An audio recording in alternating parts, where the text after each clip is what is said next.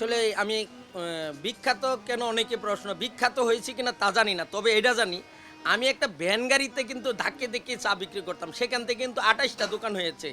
২৮ টা দোকান ঢাকা বিমানবন্দর থেকে কক্সবাজার, চট্টগ্রাম, সিলেট সহকারে এখন ২৮ টা দোকান। আমি তো একসময় ৩,০০০ টাকা বেতনের জন্য চাকরি পিছে করছি। এখন ১২ থেকে ২৮,০০০ টাকা বেতন দিচ্ছে। আমি একা নই।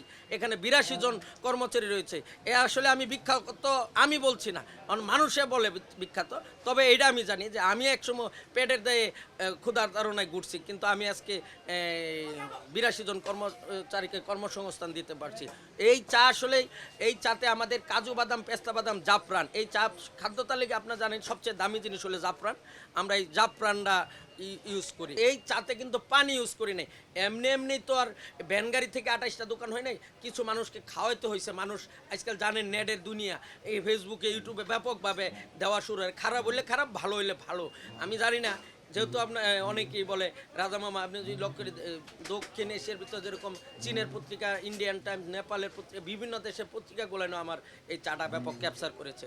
আমি কৃতজ্ঞ দেশের মানুষ আমার চাকে যে এত ভালোবাসবে আমি কল্পনাও করি নাই। নইলে এই উত্তপ্ত বালুর তাপে যে গরমের চাটা হয় এটা হলো রাজা বালু চা নাম রাখছি।